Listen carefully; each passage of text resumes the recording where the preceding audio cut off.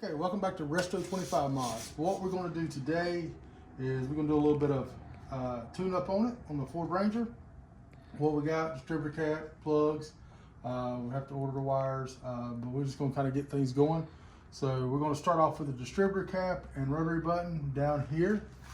If you remember from the first video, we did put a new distributor module in it. So now we're going to replace this. So we're going to start off by taking, you got to take this bracket off, support bracket off here, and right here you got a 13 millimeter and a 12 millimeter. That gives you access to your distributor cap without having to remove the alternator, of course. Also, if you do this, I don't know what all models are like this, but this bracket right here also bolts your oil stick. So make sure when you put it back together, make sure you get your oil dipstick behind this bracket, this bar right here. If not, your oil dipstick is going to be loose and you're going to pull it out. So join us as we just do a little maintenance on this truck and do a little bit of work on it. And Josh is fixing to start taking the distributor cap and everything off, and we'll go from there. All right, so now we got Josh taking the first top bracket bolt off from the near the alternator, support bar, support bracket, whatever you want to call it. We're not politically correct.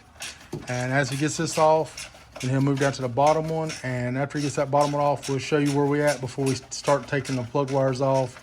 I recommend, if you can, to make sure you remember where your plug wires go. If you want to label them with some tape, that works great. Some distributor caps have a marking on them, so it's #1 cylinder. It's kind of like some do, some not. The new one we got does not have that. So, you know, we know where #1 is. So by the old one, it's going to be the same on the new one, whether it's marked or not. So you just kind of basically got to keep up with that. Don't be bothered if you have to take some tape. Put 1, 2, 3, 4, 5, 6, 7, 8, no matter how many cylinders you're working on, and basically do that. There's nothing wrong with that. Even if you have to label the distributor cap, if you can, do that. But luckily, all the firing order is online. It's easy to access. All you got to do is basically just go online and download it, or just go online and pull it up on Google and just put your engine size, and it will do that. You can pull it up, and you can pretty much go, as long as you know where #1 is, you can kind of go around and you can figure out the rest of them. All right, now if you look down here, we got the plug wires off, got the bracket out of the way. So basically what you're going to have is you're going to have a screw right here, and then a screw back here. They look impossible to get. They're fixed into the distributor cap, so don't worry about dropping the screws on most of them. I do know on this one at least it is. And as you can see, we just pull the plug wires off. We know the firing order is 4 cylinders, really simple. But basically, you want to take that Phillips screwdriver, take your screws out, and that distributor cap will just pull straight up. And that'll show you your rotor button, and we'll come back to that once we see we get the distributor cap off. All right, so Josh, right now you can see he's taking the 2 screws loose on the distributor cap. And what you're going to see is when he comes down here, we'll just put our camera down here and get the best. Just pick straight up, come straight out. So now there's the distributor cap, and then if you look down here, right here, that's going to be your rotor. They call it rotor button, rotor. That's going to be another thing we're going to replace, because what happens is inside these caps, we'll show you real quick. Lighting ain't the greatest, but as you see, this is a 4-cylinder, so it's got 4 electrodes for each cylinder, and then it's got the center right here. That rotary button, right, that's where the arc comes from, your coil wire. And as it spins around, when it hits these electrodes on the side, that's where it sends your spark through your plug wires to your spark plugs. Now, this is crucial because it takes 3 elements to make this engine run, basically. It's going to take air, it's going to take spark, and it's going to take fuel. If you remember when we first got this, we didn't have spark. So we had to figure that out first, and that was the module on the distributor. So now, as you see, we got that. We got it running, ran good. So we just wanted, now this is tune-up time. So, but always remember, it's a good idea. If you're going to change your plugs, you're going to change your plug wires, change your distributor cap and rotary button if you have it on your vehicle. The coils, you don't have to worry about the coil packs. They usually do pretty good. But on your vehicle, if you got a distributor and you got a distributor cap, rotary button, I mean, just get in the habit of doing that, because that thing, you got to realize, that button right there in the center has had spark, if it's on this four cylinder, 4 times more than each individual spark plugs. I have pulled that out, and that little button on the inside, that electrode on the inside, it basically falls straight out because it's wore slap out. So, this is getting as much use as your spark plugs, if not more, if you consider that center button is getting fire every time. So we're going to go ahead and pull the rotary button out. We'll come back to you. We'll show you the new components we're going to put on, and then we'll get them installed. Okay, so now you see, here's the distributor cap. This is the rotary button. Now this is what's going to fire, and you can see where it's fired on the tip there. You can see where this thing is the juice goes through this to every spark plug. This is constantly moving in a circular manner, and it's firing on every one. This is our old components, and this is our new components. So you can see the difference. You can see the difference in wear. Now, this is not extreme by no means, but, let's go ahead and change it. I mean, it's a $30 or less parts a majority of the time. Go ahead and change them. Put new ones in it. It's worth the money. You don't want to go down the road and 3 months later have to go back and do this all over again. Do it all. Buy once, cry once. So go ahead and do it. It's going to last you, 40, 50,000 miles, and hey, you're good to go. So let's get this installed. All right. So now we got the distributor done, the rotary button done. We got the plug wires back on. So, and at this time, just like to remind you to like and subscribe to our channel, like our videos. It does help us. It does help us kind of move up the YouTube ladder as a DIY shop and father and son working together on stuff and projects. So if you can, just give us that thumbs up, like, subscribe, and please, if you have any questions, please comment, and we'll do our best to answer them. So now we're going to do the plugs.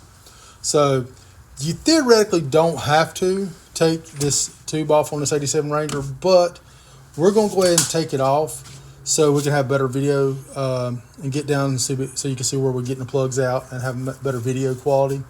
So we're going to go ahead and remove this intake air hose, and then we'll come back to you when we start taking the plugs out. Then I'm going to go over a couple of things that some people will tell you.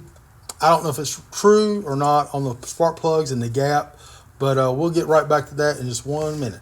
All right, here we go. Josh is fixing to pull the first number 1 plug out. So first thing you do is pull the plug wire off, just kind of push it over to the side, out of the way. And like I said, we're going to come back later when we get the plug wires in. We're going to actually change the plug wires, but that's no big deal. That takes, we don't have to unbolt anything. All we got to do is take one wire off, put the wire back on. And that's the best way to do it. So as he pulls this plug out, we're going to do a little inspection, see what it looks like. And then we're going to kind of go over some gap issues or myths that I think I would consider a myth. So we'll get right back to you. What we got here, you can see the carbon buildup on this old plug.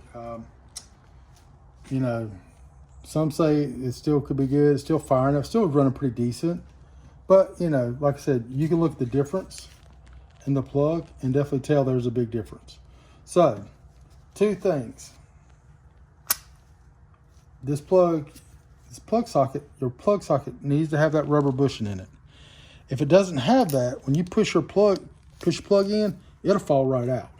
So they do wear out. Replace your plug socket. And they're not that expensive, but it's definitely worth having, because you don't want to get ready to put your plug in and that thing fall out. Hit that and take your gap away. Now, I'm talking about the gap. When you get new plugs, basically when you get new plugs, they say a couple things. I've heard it said they're pre-gapped, and I've heard they're not pre-gapped. I would rather just take my time. There's 2 different tools you can use to check your gap on. For instance, this truck right here is 44 thousandths of an inch. They got these little discs you can buy at any auto parts store. They're cheap. They're okay. I'm not fond of them. But what you would do just to check, you would take it, you'd find your measurement, and then you just kind of go up on it. And basically, you start it and go around, and then you'll see how far it goes. And then basically, you can flip it over. It's easier to display. Sorry about that. So it's got your thousandths of an inch on that side. So you just come around here and you just flip it over. And as you can tell right here with this, it looks like it's a little heavy on the, but it's about 42 to 44.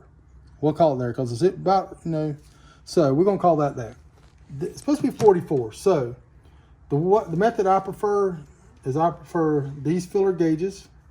You got multiple sizes, so I need 44. So what I'm gonna do is I'm gonna take my 0.020 thousandths of an inch and 0.024 thousandths of an inch, and I'm gonna put them together.